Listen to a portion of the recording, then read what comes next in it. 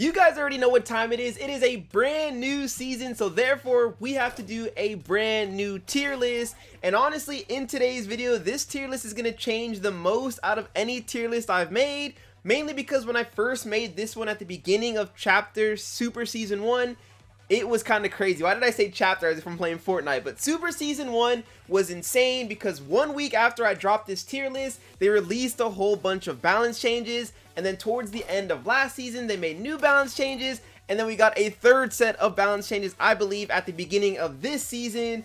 And of course, we played throughout the entire season, so there were a lot of things that I noticed or didn't notice in the previous season before I made the tier list. So therefore, we are going to be making some changes. And always, this is my personal opinion. If you agree or disagree, let me know in the comment section down below so we can discuss and talk about it. But without further ado now, let's hop straight into this. So before, we did have an OP tier. I don't believe there are any OP heroes in this current season. They've done a really good job balancing this. So honestly, I should just remove this tile completely. But either way, Gatlin is going to be coming down from the OP tier into the A tier. Gatlin is a very, very strong hero still, in my opinion. Obviously, when they nerfed all the damage to her, she's not as OP. And on top of that, if you have to deal with flankers, it can be quite difficult as a Gatlin because they can just get in your face and make you miss all of your shots. But I still believe that if you are going up against a double or triple tank composition, there is no better hero to have on your team than a Gatlin, and she can still fry. If you go up against a really good flanker, it can be a little bit tough, but if you master using your hipfire weapon, then I still think that Gatlin is a super, super good hero. Let's see if I can delete this row. Alright, it's done. So we've got Gatlin going down now into the A tier. Next tier, we have Ruby. Ruby was very, very strong. You guys remember her at the beginning of Super Season 1. She was incredibly strong. They reduced the damage that she does. So in my opinion, I think that she's going to be coming down now from the S tier to the A tier. Jabali stands supreme as the S tier tank in this game. He is just so, so strong. And he is the ideal tank that you want to have on your team to soak up all the damage and to play the objective extremely well. The next change is going to be for Sindri. Sindri was really strong as well. She still had the ability to do crazy damage while being a healer, but then they nerfed her damage now, so I feel like she's actually gotten a lot weaker. We're going to be dropping Sindri down from the S tier into the B tier. If you want to argue that she could be a high B tier, I'd hear that out. A tier, it's kind of hard for me to say that because there's a lot of other really good healers in the game currently, so I think that Sindri does belong in the B tier. On to the next hero, we're going to be dropping Johnny Jet. He was an S tier hero. We're going to drop him down from S to the B tier, believe it or not. I feel like the flankers in general are struggling in this current meta. We're going to be moving some of the other flankers around here too in a little bit before everybody freaks out. But I think flankers struggle. There's a lot of shields, there's a lot of health, a lot of HP, so you have to play them to perfection. And I feel like a lot of people are doing a really good job at countering the Johnny Jet as well. There are so many AoE abilities. It's just with people playing together, it's so hard to find that value with Johnny. Still, a very good Johnny Jet can easily play at the A tier level if you're really good on this character. But I think that for the safest pick right now, I think Johnny Jet is going to be going down into the B tier. Next hero we're going to be moving down is the Fort. Fort comes down from A to B. I think at the beginning of the season, I thought he was going to be stronger than he actually was when they finally added his ability from the 3v3, or I'm sorry, from the 5v5 beta into the main game. But honestly, Fort is just not as strong as some of the other tanks in the game. He doesn't offer as much value. His ultimate is very narrow. There's some good synergy if you land it, and his ability is okay, but I just feel like Fort is a solid B tier tank. Absolutely nothing wrong with that. I should have said this at the beginning too.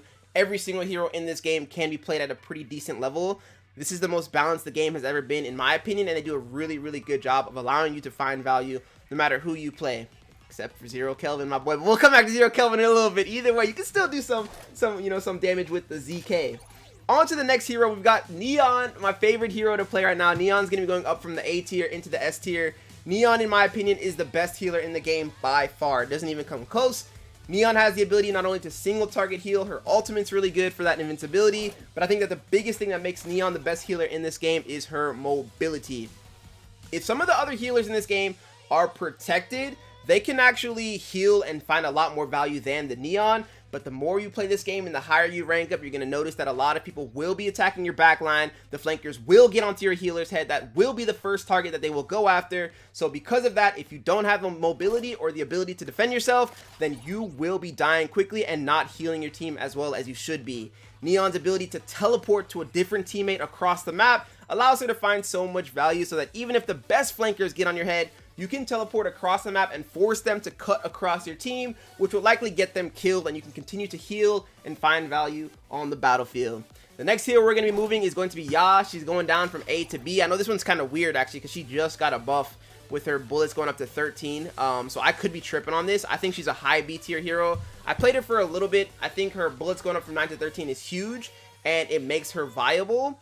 But I still don't think she's on the level as some of the other flankers in the game. It's hard for me to argue that Ya's on the level of somebody like Shell. For example, Shell is going to be staying in the A tier. She's really good. And I'm going to be moving up Aletta. She's another one I want to talk about since we're all on the topic of flankers right now. I think Aletta is going to be going up from B tier into the S tier. This one's kind of crazy, but man, that buff they did to Aletta where her bullets are cut in half, it's incredible. Like, Aletta can really fry her targets now in what feels like half the time. And then her ability to use that teleport. If you can use the teleport back in time to get back to full HP, depending on how you engage the fight, and get back to a safe position and then use your ultimate, like, I feel like the skill ceiling of out of any character in this game, the skill ceiling of Aletta is the highest by far. And if you want to master a flanker and really be a problem in this game, master Aletta. I think that the double jump, the dashes, the teleporting back in time, like the bullets landing crisp and clean now, I think Aletta is supreme. I think she is a S tier hero. Flankers still, in my opinion, struggle in this meta, but I feel like a top tier Aletta can break through that stereotype. And even a top tier Shell, if I'm being completely honest with you. In my opinion, Shell is my favorite flanker to play, and I find the most amount of value with her. But it's a skill issue thing, honestly, with me and the Aletta. So, next hero we're going to be moving is Judix. Judix is going to be coming down from the A tier to the B tier. I don't think Judix is as good as I can see the vision with Judix. I can see the vision. Long range, she can hit headshots for a lot of damage, 4 bullets per shot. She has the flash, she has like the stun, which can be very annoying. No shame in being in the B tier, but I just feel like the A and S tier heroes are the meta. They offer a lot more value and they can go crazy and really change up the game. You can find some kills here and there. Judix is not a bad hero, but B tier is where I believe she resides. The next hero we're going to move is Gloria. Gloria is going to be coming up from the A tier into the S tier. I don't even have to explain this. Gloria has always been a strong hero in this game. And then out of nowhere, they buffed her. I couldn't believe it. They buffed her health and they buffed her damage. And then now she has, a mine that can help with flankers. She puts that on the side. You can always block off a doorway. And, if there is a crowd, you can throw your ability into a crowd and start knocking them all over the place. Like, crowd control, her ultimate has always been one of the strongest ones in the game, especially if you land it on a group of targets. Like, Gloria is just really strong. I think out of any damage hero in this game, consistently speaking, I feel like, maybe outside of Galen, because Galen sort of does have a lot of bullets, but I feel like Gloria gets the most damage per second, or gets the most damage towards the end of a game out of any of the DPS heroes. So I really do believe that she's an S tier hero. She also has that speed, which gives her mobility. Just really nice playing this champion. On to the next, Mark. This is my boy Marquithius Jackson, but I'm so sorry, man. I think Mark is going to be coming down from the A tier to the B tier. Once again, not a bad hero, and once again, B tier is no shame. I feel like when it comes down to these categories, S and A are definitely the meta. And B is like, if you know how to play the hero, you can compete in the meta. And then we got the dog meat heroes down here, which we're still gonna move some of these around. This is not final yet by any means, but I feel like Mark, he does get played as a flanker. It's just that he's a very straightforward style. He's got that mid-range. He's a beast in the mid-range, but it's just interesting because I feel like if you're gonna play at that range, you might as well play somebody like Gloria, who can find more value, or Hunter, who has the heal, who has more consistent aim, and more consistent value for the entire team. Even like Scotty, I feel like she's way better in the mid-range. It's just, Mark is interesting. I feel like him and Judix has always been like pair to pair. I've always sort of had them in the same level, except for at the beginning of the game where I had Judix really high when she first came out. But I feel like Mark's still a very, very solid pick. Next change, we're going to be moving Christina up from S tier into the A tier. This one, B tier into the A tier. I was so close to putting her in S. It's debatable, but I feel like she's still more situational than other heroes. And it can be a little bit harder to land her shots in comparison to like a Gloria, for example. It's literally point and click. She's got all this projectile and this, that, and the other. But if you can play Christina really well, I do believe she can be played at the S tier level, and I would almost argue quite easily. So I would say that Christina's probably a high A tier hero. I know I'm saying these words out loud, like high, low, mid A tier, but I'm not putting it around here. So this is just sort of my opinion. I feel like, especially defensively, when people clump up, she can find so much value. She can fly into the sky now. The AoE that they made bigger makes it a lot easier to hit her shots.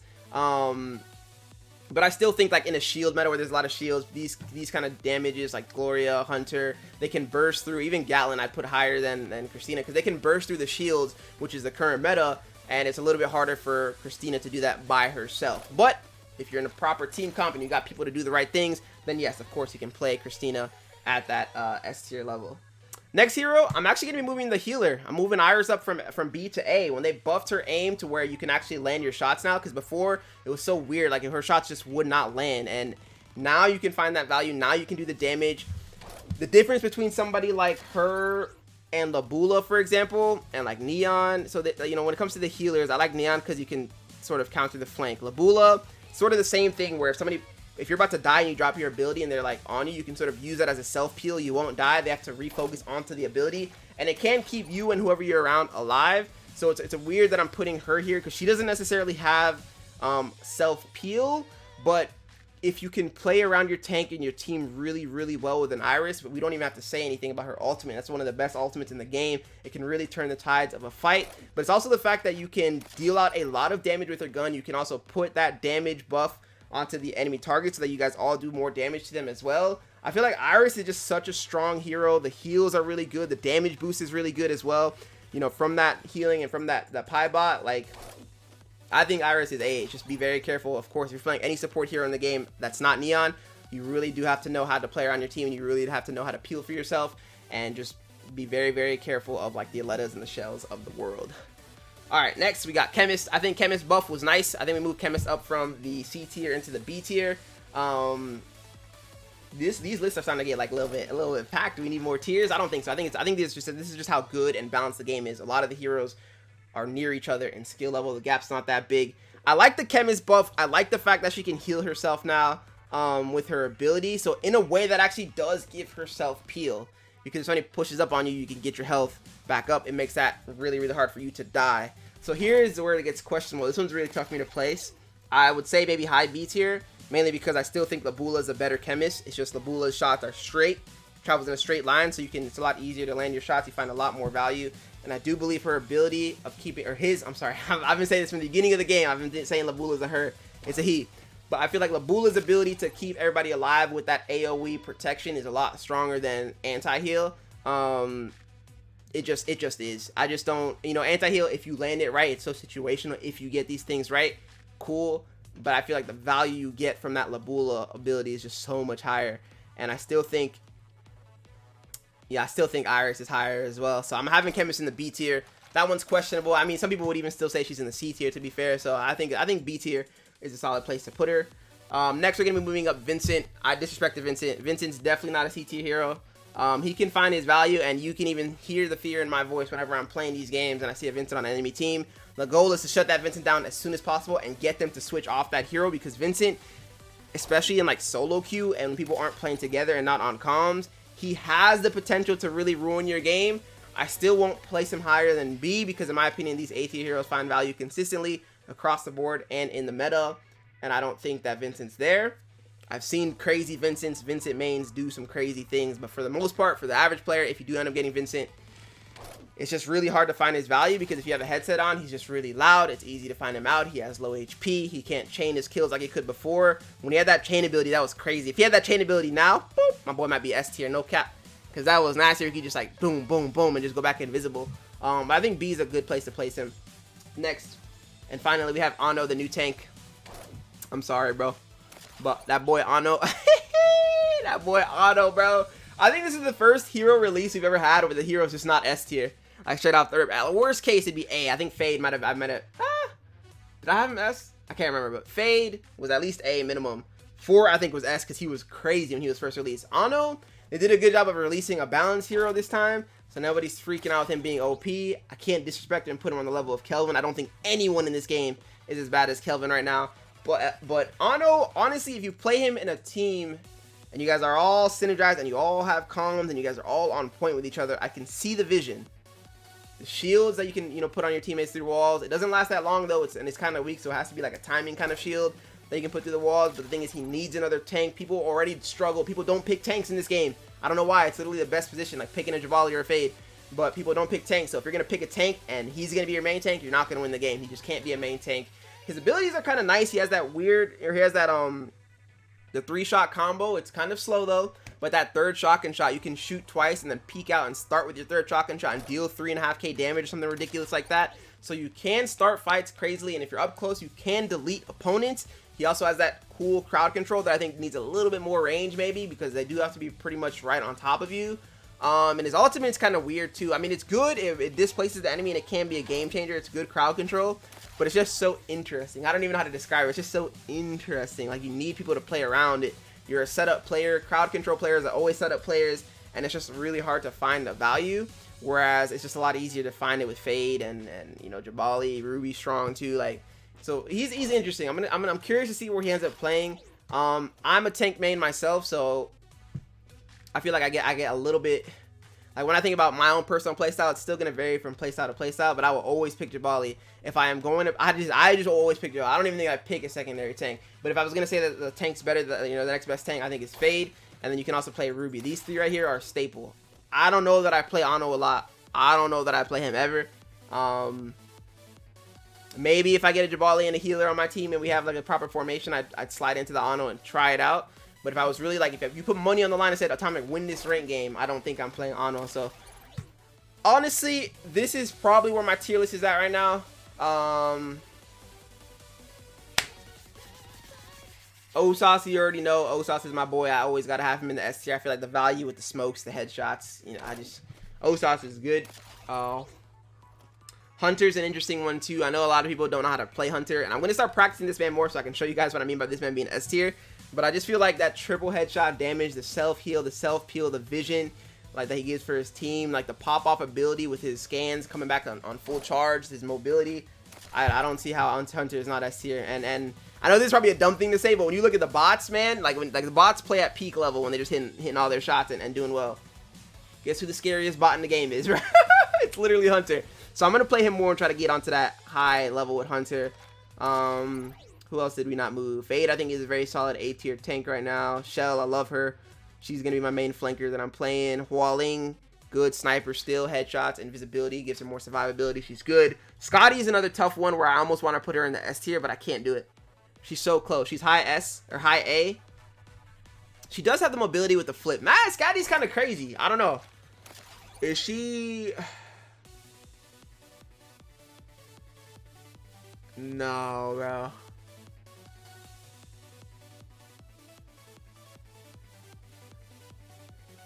Nah. It's so hard to... I like her at A tier. I like her at A tier. I'm not gonna lie. It's hard for me to say. Maybe I'm just not as good with her. But from what I've seen in the meta and the games that are terrorizing, I'm not getting terrorized by a Scotty. She's good. Every now and again, it's so tough actually to say. Because every now and again, I will see a Scotty that just goes crazy, actually. I think she's an S tier hero. If I'm tripping, let me know if I'm tripping. I think Scotty is actually S tier. I don't know how this went over my head. It's always her and Hunter that I always like, just because I don't play them, I forget how strong they are. But when I sat here and really thought about it, this is it right here. I think this is it. This is the tier list. It's so hard to say. This is, like I said, S and A, play these heroes, the GOATs. These are the best heroes in the game. S and A tier. If you're good with any of these A tier heroes, you can probably play them at an S tier level. So these are the champs. B, don't play Kelvin. If you play Kelvin, I report you for troll. B tier is niche picks. If you're good with them, you can play at an A level, maybe. Yeah, I think I'm happy with this tier list. But S and A, these are the ones that are debatable. You can drop Osas down to A if you think Sniper's not as good in the meta right now. You can drop, or you can raise Shell to S if you think you play her really well. Same with any of these heroes. This is it right here, though. I think this is it. I think this is the one. This is the tier list for this season. Let me know what you guys think in the comment section down below. That took a lot longer than it normally does because I completely forgot, dude. I was sitting here thinking, I was like, wait, Scotty's actually disgusting. Like, she's actually disgusting. And I think she has to be at S tier level. So everything else, though, I think is in a good position. Diggy got a buff and I didn't touch her. I don't think she's at A level still. I think she's B. Good job. She can play a little bit better now, though. Good for her. Yeah, good tier list. We'll play one game for this video and then I'll see you guys in the next one. We'll see if I don't want to play Osas. I can't. They have double tank. I think I gotta play Gloria. Oh, we already have a Gloria. So weird. I don't know who to play. It won't take long. Do I dare try Gatlin? So risky. They have an Aletta. So risky.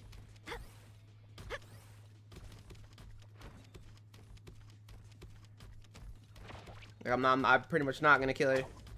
Going maximum speed.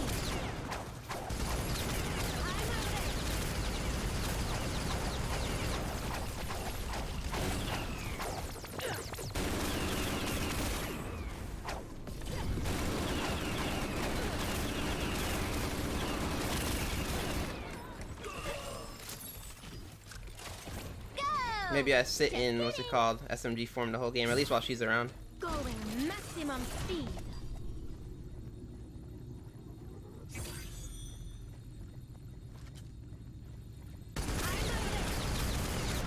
Dang. Going maximum speed.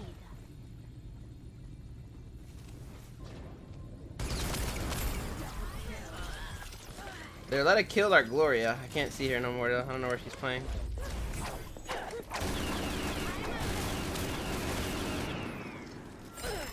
Yeah, there she is.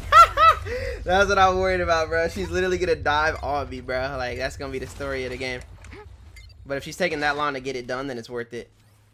And then, look, Gloria trades her out anyway. So it's totally worth it. So she has to choose between either me or the healer. I think the healer running with Jabali is dangerous. Gloria is dangerous, too. So she's gonna have to pick her poison.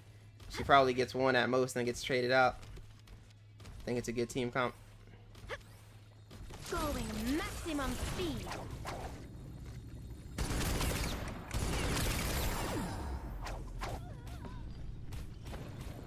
Oh, the gap might be a little bit too wide. Your team is halfway to victory. Let's switch to y'all now.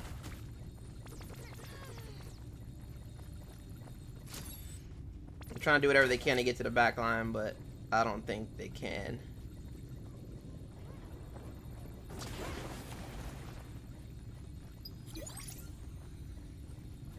Did they just like give up? Sorry,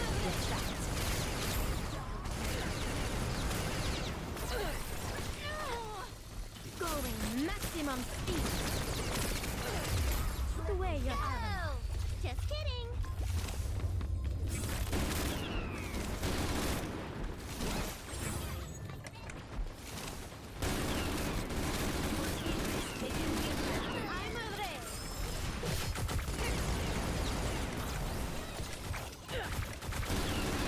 Going maximum speed.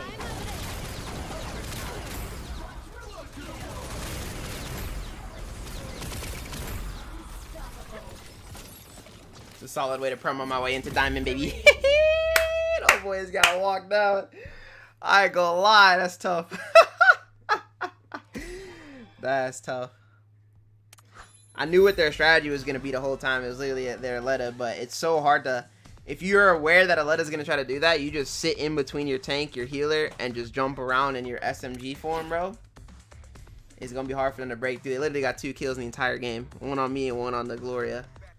Healer stayed alive with Jabali. They ran around. Look at that, 15, 14 assists each. They just ran around together, did work.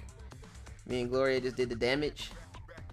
Diggy was doing her thing too, bro. Don't get it twisted. She was out there doing her thing. 5-piece chicken nuggets. Yeah. GG.